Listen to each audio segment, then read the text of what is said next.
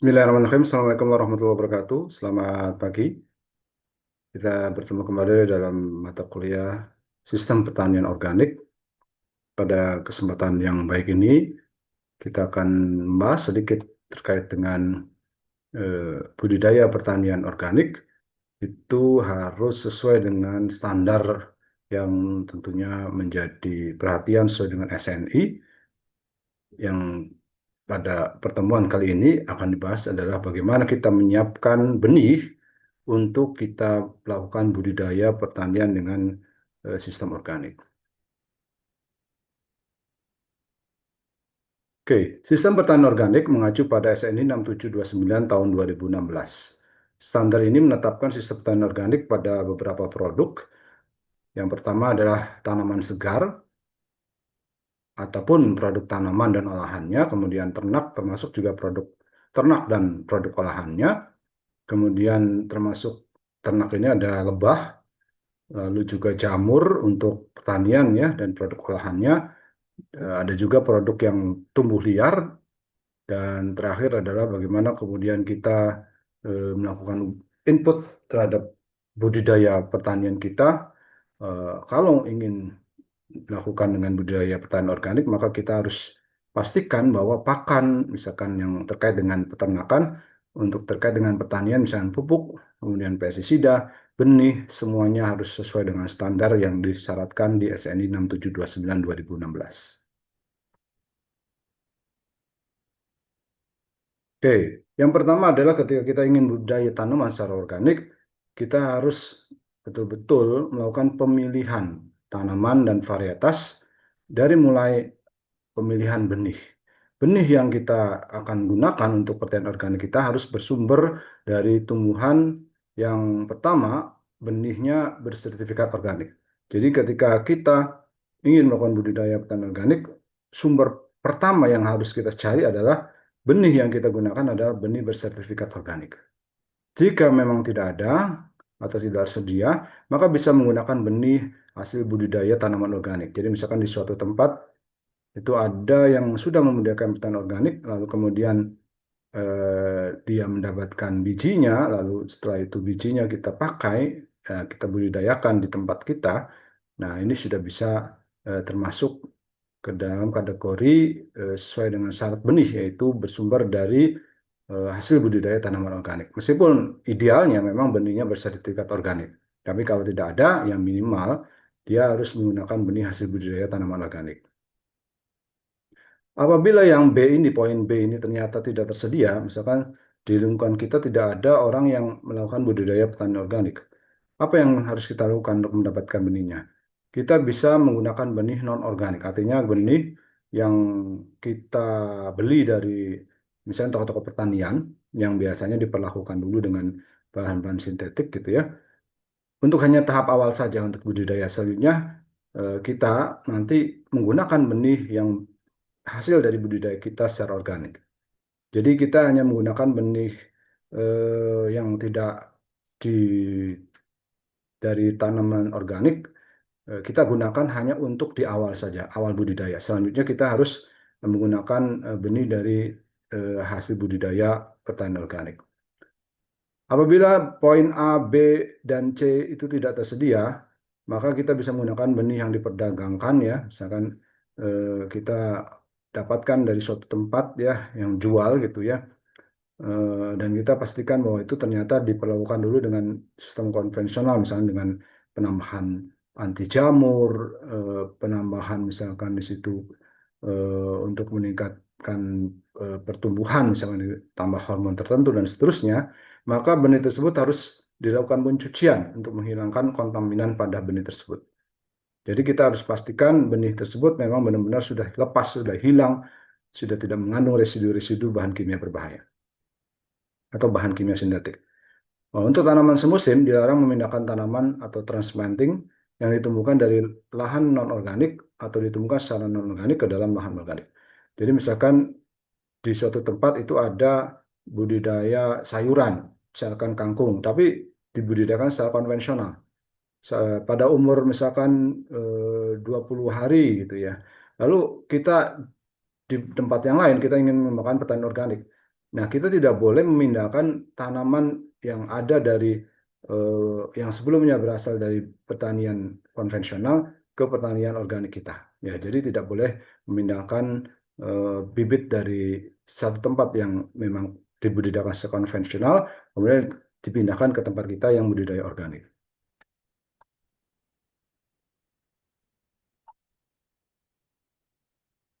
Baik, selanjutnya untuk produk-produk khusus, misalkan jamur, bibit jamur harus berasal dari jamur organik. Ya, jadi dia memang betul-betul jamurnya yang dibudidayakan secara organik. Apabila tidak tersedia, maka untuk pertama kali bolehlah kita bisa pakai bibit yang bersumber dari pertanian konvensional. Tetapi tentunya berikut-berikutnya kita harus pastikan dia dari pertanian organik ya. Bibit jamur dalam bentuk backlog misalkan harus disediakan di tempat budidaya jamur, tidak boleh membeli dari operator lain yang bukan organik. Jadi kalau kita budidaya jamur kan biasanya ada medianya. Medianya orang kenal dengan backlog ya. Backlog itu kemudian tentunya kita harus pastikan bahwa dia dibudidayakan atau dia dihasilkan, diproduksi di tempat yang kita yakini dan kita pastikan bahwa itu tidak mengandung bahan-bahan kimia sintetik yang diaplikasikan, tapi memang betul-betul dari pertanian organik ya. Atau mungkin kita lebih baik eh, membuat sendiri backlognya ya, mempersiapkan sendiri. Sementara untuk produk ternak, pengelolaan peternakan organik harus dilakukan dengan metode pembibitan yang alami minimal mencegah penyakit secara progresif menghindari penggunaan bahan-bahan yang untuk antibiotik misalkan ya. Kan kadang suka ada ya ketika untuk menghindari tanam apa hewannya misalnya ayam itu terkena dengan infeksi bakteri, maka mereka menggunakan antibiotik atau mungkin bisa juga dengan menambahkan obat-obatan kimia sintetik ya yang murni gitu. Nah, tentu ini tidak diperbolehkan ya kalau kita ingin memang ayam kita atau peternakan kita dikembangkan secara organik. Bahkan pakan yang kita gunakan, pakan ternak yang berasal dari binatang yang sejenis, misalnya tepung daging pun tidak dibolehkan ya. Jadi kita harus betul-betul pastikan pakan berasal dari bukan hewan dari hewan yang sejenis. Serta kemudian kesehatan dan kesejahteraan hewan juga harus diutamakan ya. Jangan sampai kita budidaya organik tapi hewannya misalkan eh, hewan sakit dicampur saja dengan hewan yang sehat, kemudian sanitasinya masih buruk ya. Kemudian juga di situ hewannya terlalu kandangnya misalkan terlalu padat dan seterusnya sehingga kemudian kesejahteraan hewan juga tidak terjamin, maka tentu itu tidak yang kita inginkan ya. Nah, ketika kita ingin membuat ya atau ingin membudidayakan tanaman secara organik, maka ada beberapa tahapan yang kita harus pastikan ini yang kemudian harus kita ikuti. Yang pertama dari mulai persiapan lahan persemaian, kemudian penyiapan benih, ya. Jadi setelah kita dapatkan benih ya, misalnya benihnya kita dapatkan nih untuk kita gunakan, maka tahapan berikutnya setelah benih didapat, kita lakukan penyemaian. Penyemaian dari mulai persiapan, penyiapan benih, penaburan benih, lalu kemudian pengelolaan air, pemupukan, pengendalian hama penyakit, lalu perawatan sampai kemudian penanaman benih tersebut atau bibit ya ke tempat yang baru. Nah, untuk tahap persiapan, biasanya kita pilih lahan yang aksesnya dekat dengan air, kemudian dia juga sumber mataharinya cukup, dan jangan lupa kondisi sehat ya. Jadi jangan sampai di lahan tersebut itu ada endemik penyakit tertentu gitu ya misalkan ya. Lalu kemudian lahan yang kita gunakan eh, itu bersihkan ya dari gulma atau tumbuhan pengganggu lainnya. Kemudian kita lakukan olah lahan ya, tanahnya kita olah, kalau bisa minimum tillage ya, jangan terlalu dalam sehingga ini hanya untuk menggemburkan saja. Kemudian kita buat bedengan ukurannya 1 meter kali 1,2 meter dan seterusnya. Lalu untuk bisa mencukupi biasanya untuk lahan yang kita gunakan bagi pertanian organik itu biasanya maksimum 5% dari lahan tanam secara keseluruhan ya. Nah, setelah kemudian lahan sudah kita siapkan, baru kemudian kita siapkan benihnya. benih yang berkualitas kita harus pastikan pilih ya. Setelah kita peroleh benihnya itu dari benih organik, bersumber dari petani organik, maka kemudian kita cek kembali, kita seleksi benih itu, cari yang berkualitas. Pertama mulus ya, jadi tidak ada cacat gitu ya, misalkan ada luka dan seterusnya. Kemudian dia tidak juga terkena penyakit, dan kalau kemudian kita misalkan lakukan pengujian, dia punya daya kecambah lebih dari 80%. Jadi gaya kecambangan itu kan berarti kemampuan benih itu untuk bisa eh, berkecambah ya normal ya dari total benih yang kita kemudian uji. Misalkan dalam 100 buah biji misalnya benih, lalu kemudian ada paling tidak 80 benih yang dia berkecambah normal. Maka itulah kemudian daya kecambahnya lebih dari 80%. Lalu kemudian kita pilih benih yang betul-betul bernas. Jadi kita caranya rendam dengan air sekitar 1 jam, maka yang tenggelam kita ambil, yang terapung kita buang. Lalu rendam benih dalam air bersih sampai sekitar 36 jam untuk merangsang perkecambahan dan kemudian kita peram ya dia di wadah lain mungkin sampai 48 jam hingga kemudian dia muncul cambahnya. Nah, setelah itu baru kita taburkan benih yang sudah berkecambah, ditaburkan secara merata di bedengan. Ada beberapa orang skala kecil mungkin menggunakan baki gitu ya, boleh aja. Jadi kita tidak harus memakai bedengan, tapi juga bisa pakai wadah lain. Kemudian dosisnya, bagaimana dosis benihnya? 25 kilogram benih per hektar lahan tanam. Jadi kalau ada 1 hektar lahan tanam, kita butuh sekitar 25 kilogram benih. Nah, setelah ditabur, tutup benih dengan tanah halus atau pupuk kandang yang sudah diayak tipis-tipis ya. Tujuannya biasanya sih supaya dia tidak terbawa oleh air kalau misalkan terjadi hujan, kemudian terjadi angin dan seterusnya, sehingga kemudian bisa aman di situ ya. Lalu kemudian kita lakukan pengolahan air, beri air secukupnya jangan sampai tergenang. Setelah 2 sampai 3 hari setelah tabur, biasanya benih mulai tumbuh ya menjadi bibit, kecambah, lalu tambahkan air perlahan ya, aliran air perlahan 2 sampai 3 cm tergenang ya. Baru kemudian eh, agar si tanaman kecil ini atau benih menjadi bibit ini tumbuh dengan baik, lalu kita lakukan pemupukan. Pemupukan biasanya ini opsional saja, pupuk organik ya, baik padat ataupun hayati. Kalau padat itu biasanya dari kompos, dari kotoran hewan dan seterusnya. Kalau hayati itu dari mikroorganisme. Nah ini sih biasanya opsional ya.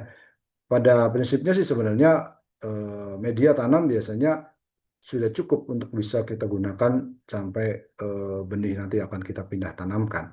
Tapi kalau memang dirasa kita perlu tambahkan, ya kita bisa tambahkan pupuk tambahan ya setelah 7 sampai 10 hari setelah sebar. Dan kemudian pupuk tambahan kita bisa kocorkan atau kita semprotkan pupuk organik cair.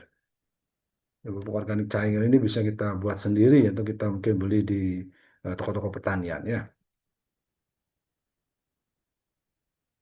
Lalu jangan lupa ketika kita memang sudah betul-betul melakukan penyemaian, maka seringkali kita lupa ya melakukan upaya pemeliharaan dengan baik. Salah satu pemeliharannya kita bentuk, kita upayakan agar dia aman terhadap serangan hama penyakit. Jadi kita bisa lakukan pemantauan secara berkala, apakah betul tanaman bibit kita ya, bibit yang kecil ini yang tadi baru berkecambah itu sampai kemudian siap tanam, terserang hama atau tidak, seperti wereng, ulat, dan seterusnya. Lalu kemudian ada juga penyakit, misalkan busuk batang, blas, dan seterusnya. Nah, untuk mencegahnya bisa sebenarnya kita lakukan penyemprotan dengan pupuk hayati, sorry, dengan pestisida hayati. Jadi pestisida yang berbasis mikroorganisme kita semprotkan per 10 hari gitu ya untuk upaya pencegahan. Lalu ketika sudah bagus, nanti sekitar 21 hari, kadang kalau tanaman sayur gitu ya, pakcoy dan seterusnya paling hanya 14 hari setelah semai itu cukup.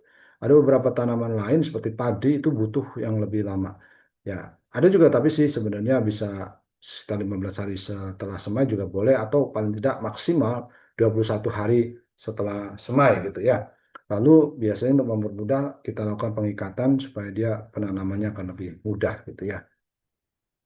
Nah, ini terkait dengan tahap penyemaian, tentunya tahap penyemaian itu harus kita betul-betul perhatikan karena tahap penyemaian menjadi salah satu bentuk untuk seleksi. Jadi untuk kita bisa memindahkan bibit ya ke tempat yang siap tanam dan kita budidayakan secara organik, kita harus pastikan bibit yang kita pakai itu bibit yang berkualitas, bibit yang hasil seleksi.